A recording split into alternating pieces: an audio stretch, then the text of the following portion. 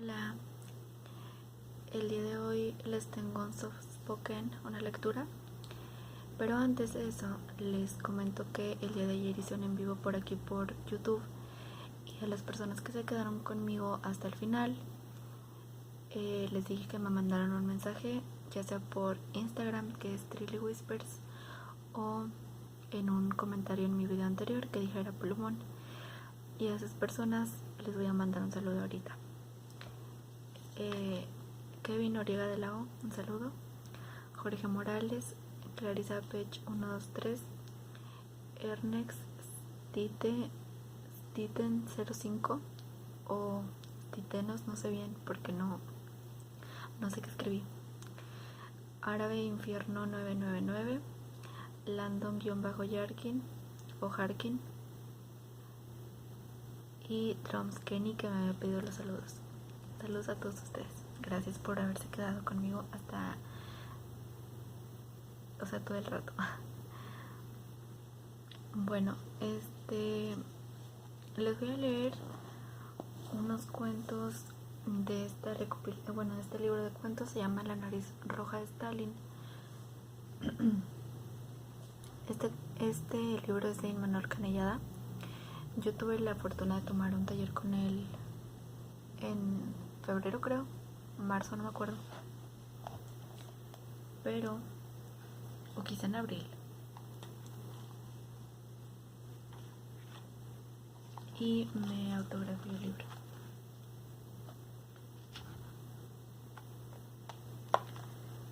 La verdad es que pude aprender muchísimo de él, muchísimo, como no tienen una idea.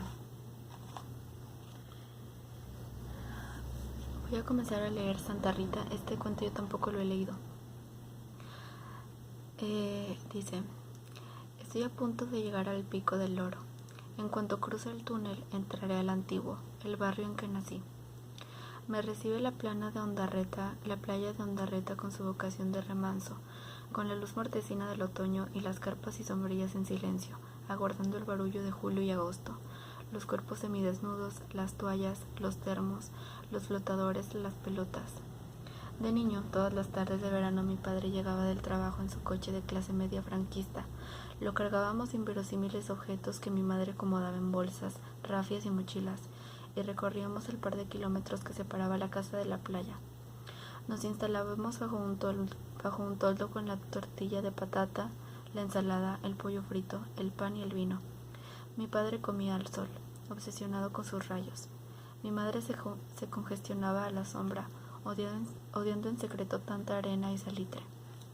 Era como una película de José Luis López Vázquez, Operación Bikini, Amor a la Española, Sor Citroën, qué sé yo.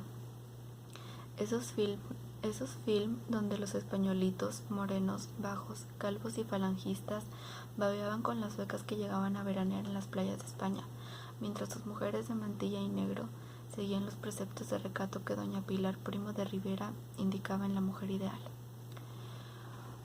Vuelvo con la vista marchita de tantos paisajes que he tenido que descifrar.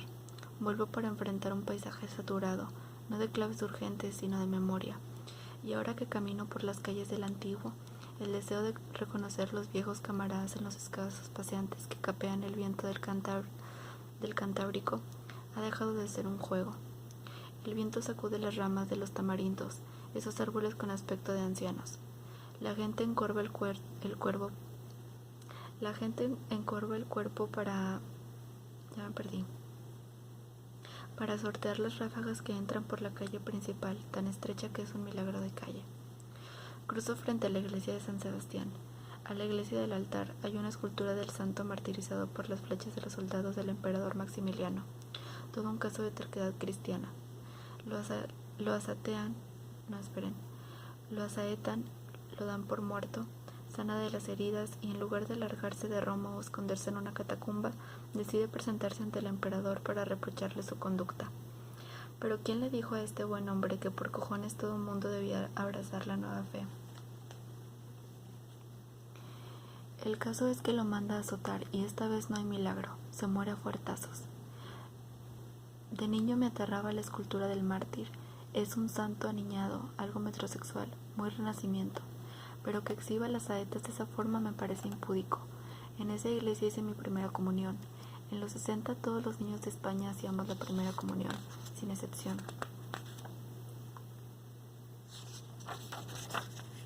Sin excepciones. Creo que fue en el año en que murió Franco, un señor calvo retratado de perfil en las pesetas. Alguno de los curas que nos educaban alimentó el morbo caníbal con aquel mito de que si nos mordíamos la hostia, terminaríamos escupiendo sangre. Llegó el día y vestido de marinero,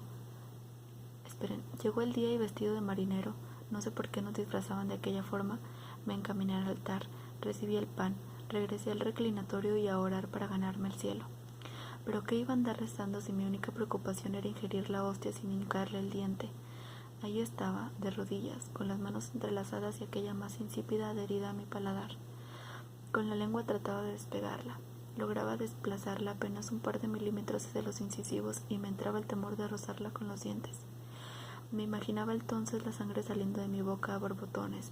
Prefería morir ahogado. Sería un mártir. Pasaban los minutos y la angustia de esa cosa blanca atorada en el paladar comenzó a aplacar el ímpetu de ganarme el paraíso. Al final no tuve más remedio que empujarla hacia los frontales y darle un mordisco con todo el terror del infierno encima.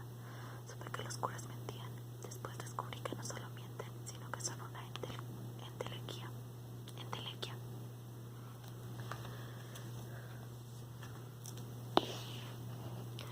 Observo el cielo en espera del sirimiri que empapó mi niñez. Un calabozo pertinaz que puede caer sin pausa durante una semana. Un sí es no de lluvia, triste, apática. Mi padre miraba hacia Jaizkibel, un sierra a medio camino entre San Sebastián e Irún, y adivinaba la lluvia. A mi padre los chubascos le amargaban el día. En una tierra donde llueve 8 meses al año. Ya en México mi padre abrazaba el sol cada mañana con una ilusión imperturbable. La luz se filtra entre los nubarrones de octubre, grises como el llanto de un hombre. La gente camina hosca, escondida tras los cuellos de las gabardinas, con el ceño fruncido y este rictus de te doy un par de leches y me diriges la palabra. Pero en los ojos, agazapado, siempre hay un atisbo de conmiseración. Dejo atrás la iglesia y me adentro en la calle Matía, casi los mismos bares y comercios de hace 20 años, y en la esquina con el paseo Eris, el viejo bar con los viejos villacentes. A veces, al salir de la escuela, caíamos en ese o en otros bares a jugarnos un duro en el futbolín. Ancianos con boina y vino peleón, acerrín, el humo de los puros, me cago en Dios. Éramos unos mocosos. Pero en aquellos tiempos los mocosos entrábamos a los bares sin restricciones. Vuelvo a la barra de un bar y el acerrín húmedo con su olor a bosque y meados. Vuelvo a un barrio de ancianos, al vino amargo, silvestre, a cambio de un par de euros. A los colores de baño público, las fotos de los pelotaris y de la épica Real Sociedad que ganó títulos y alimentó nacionalismos, solo jugadores vascos. La cuestión es que el hijo de la gran puta apenas ha cambiado. Hay rostros que permanecen intactos en la memoria, listos para salir a la superficie el día menos pensado. La boina calada le da un aspecto de maqui. Viste una sotana negra, mate, gastada, y encima un abrigo 3/4 también negro.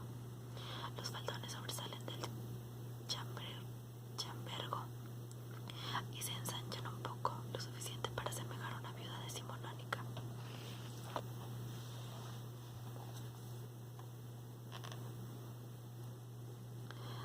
Ya no me parece tan fuerte como entonces. Las manos que apoyan la barra siguen siendo las de un campesino.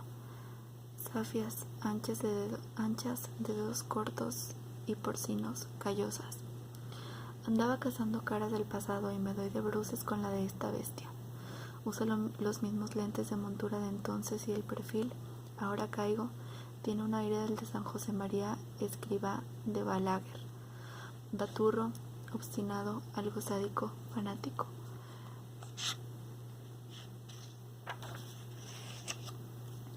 Aunque no recuerdo que el padre Arana fuera un fanático, más bien un ignorante, una bestia, como ya dije, un campesino que encontró en la congregación de los agustinos la manera de escapar del hambre de la posguerra. o hacía las Américas o se alistaba en la Guardia Civil o tomaba los hábitos.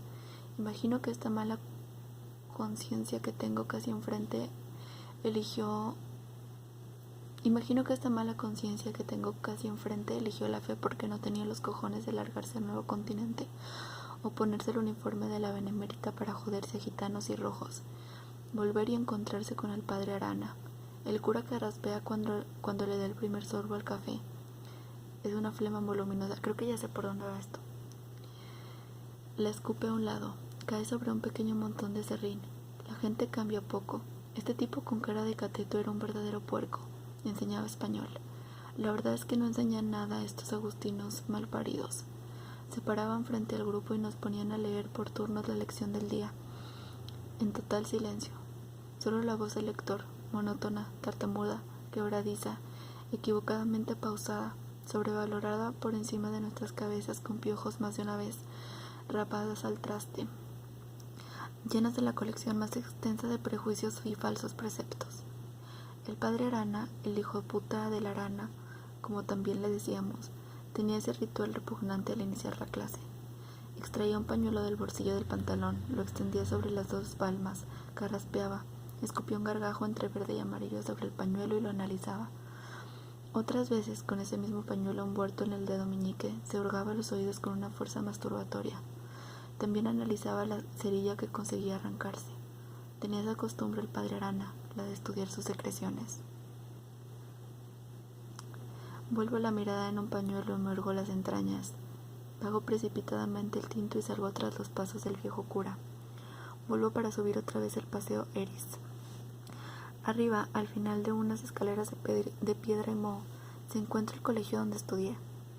El padre Arana camina hecho una joroba, arrastra los faldones de la sotana. Es un anciano al que podría arrancarle la cabeza, no ese hombre que nos infundió un terror de cachorros nerviosos, no el tipo que una mañana entró al salón con un radio transitorio y nos impuso un silencio de luto.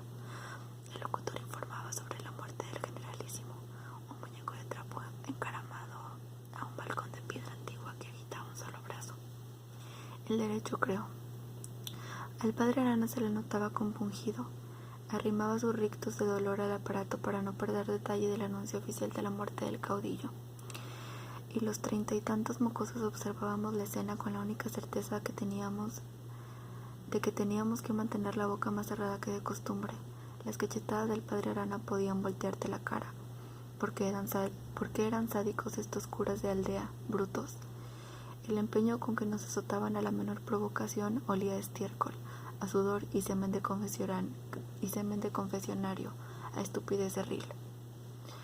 Vuelvo para detenerme un instante en uno de los rellanos de piedra y moho de la larga escalera, tal vez en el que le partí la cara a Baltasar, nuestro matón de escuela.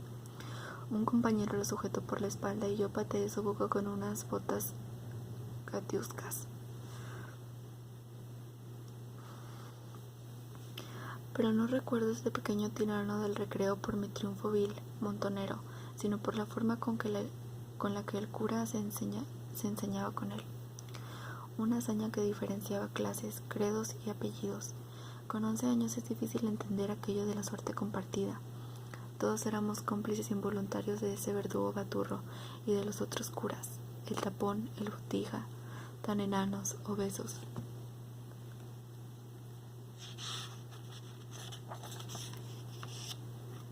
Tan cartilla de racionamiento. Baltasar olía a establo y humedad. En ese colegio convivíamos los hijos de la esforzada clase media que sacaba a España del subdesarrollo a golpe del plan quinquenal, los cachorros de los empresarios y militares franquistas y los vástagos de los obreros. Todos cabíamos en la infinita misericordia del tortazo y el temor a Dios. También Baltasar, con su permanente olor a ropa vieja.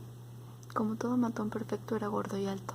Tenía una cabeza como un cubo, una cabeza de frente lisa y obstinada, un verdadero mezquino.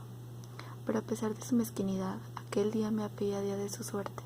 No recuerdo por qué, el padre Arana llamó a Baltasar al frente. El camino era fácil, avanzabas hacia la mole azotanada, porque entonces lo veíamos granítico al hijo puta. Te parabas firme y esperabas la cachetada diáfana, irreprochable. Esa mañana Baltasar andaba inquieto, en plan hazme reír. y en lugar de encajar el golpe con lo que creíamos un acto de dignidad, sin pestañear, trató de detener el brazo del cura, de rogar una misericordia que todos sabíamos inexistente. No me asustó que Baltasar terminara arrastrándose por el suelo mientras el cura le propinaba unas patadas desganadas en su culo grande y fofo, sino nuestra risa histérica, demencial, colectiva y el indefinible placer que reflejaba el rostro del sacerdote.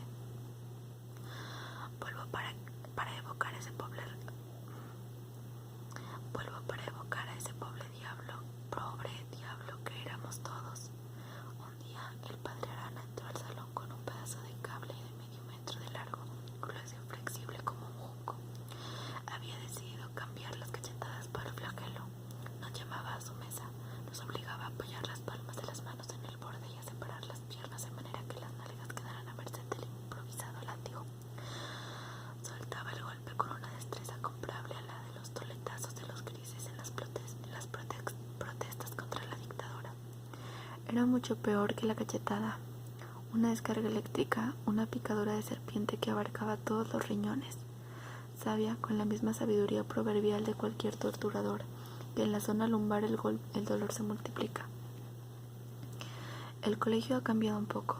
El edificio nuevo es 20 años más viejo y el antiguo una reliquia fría con el mosaico de Santa Rita en la fachada.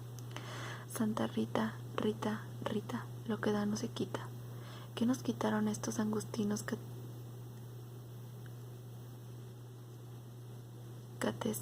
catetos?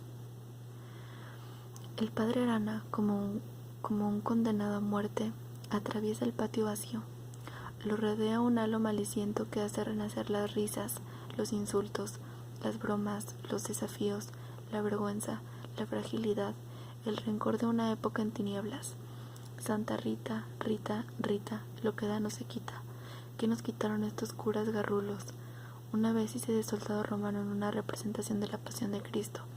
Es lo más cerca que estuve de ser un alumno ejemplar. Escoltaba a Poncio Pilato al salir ante la multitud para lavarse las manos. Únicamente caminaba con mi cara de romano y mi lanza de romano a un lado del gobernador de la provincia de Judea. Hay algo en mí que ha dejado de ser racional. He destapado una cloaca. ¿Cómo se explica que haya traspasado el umbral del antiguo edificio y suba las gastadas escaleras de piedra tras los pasos del cura? En el tercer piso se encontraban las habitaciones de los agustinos,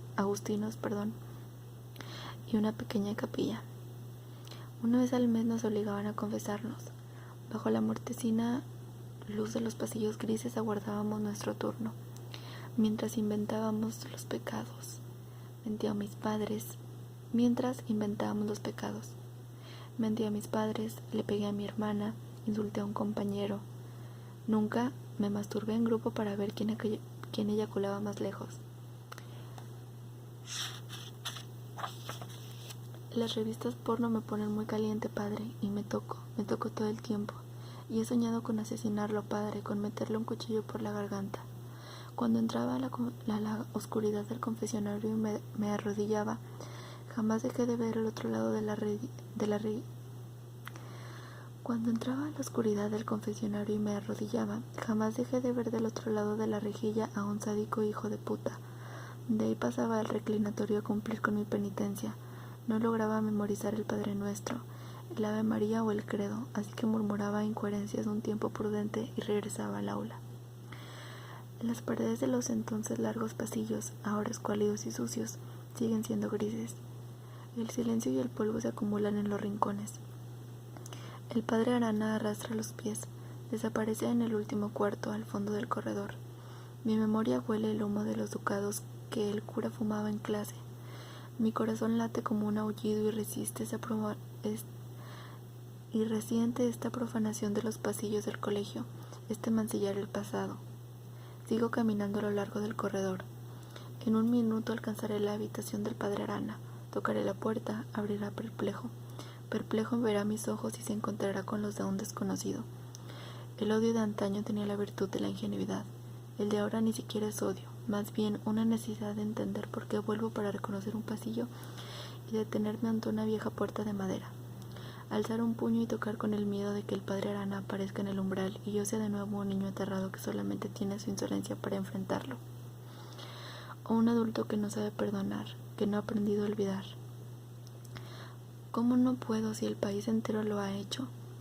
Vuelvo como un acreedor al que le deben una infancia sin sicilios ni penitencias.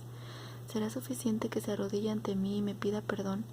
¿Borrará este acto los golpes, las humillaciones, la vergüenza, el miedo, las lágrimas escondidas, el infinito hastío que me invadía cada mañana al ir al colegio? Si lo tenazo del cuello con mis 2 manos de adulto y aprieto hasta asfixiarlo, tal vez alcance a ver en sus ojos, además del terror, el reconocimiento del grandísimo, absurdo, descomunal y rotundo equívoco que fue su vida, la nuestra. Santa Rita, Rita, Rita, lo que da no se quita. ¿Qué nos dieron estos agustinos? Estos agustinos de uñas negras y culo sucio que ya no nos quitarían nunca. El rencor que no desaparece ni con el regreso ni la venganza. Pero en el fondo sé que vuelvo, siempre lo he sabido, para desistir, para retomar mis pasos por el corredor ya sin gritos infantiles y abandonar el edificio viejo, para detenerme en medio del patio y observar por última vez el escenario de esa gran farsa de mis años escolares.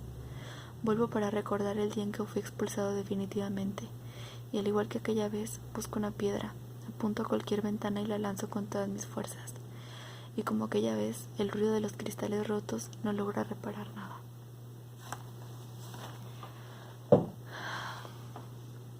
Estuvo muy chido.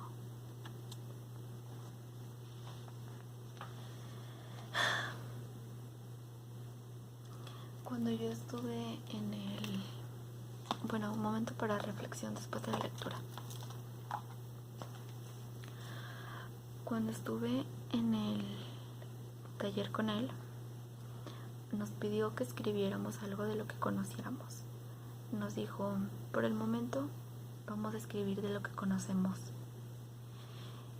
Y yo escribí sobre el abandono. Escribí un cuento sobre las despedidas, sobre la cobardía. Y mientras que hacía ese cuento, pues obviamente tuve que explorar algún suceso en específico. Y ese suceso no tiene mucho que pasó, fue en julio del año antepasado.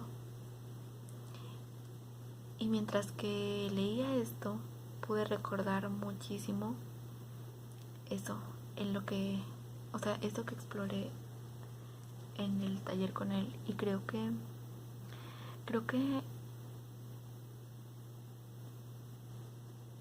bueno,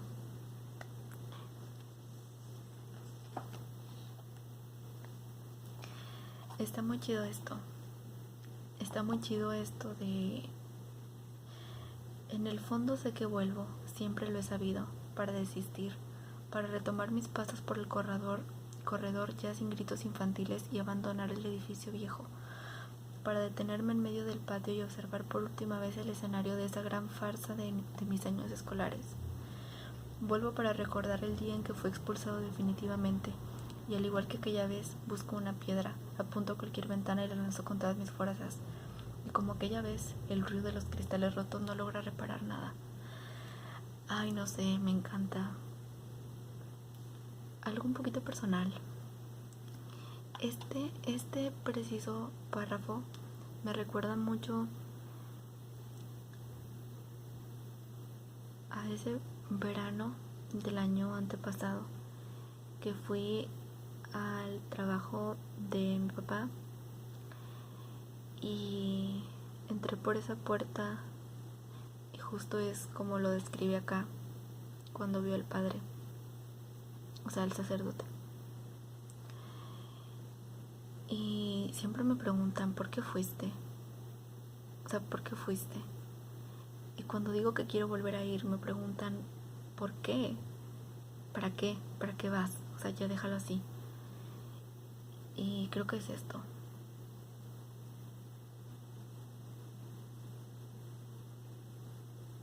Vuelvo para desistir.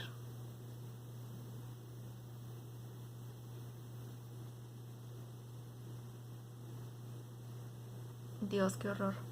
Vuelvo para recordar el día en que fui expulsado definitivamente, para detenerme en medio del patio y observar por última vez el escenario de esa gran farsa de mis años escolares.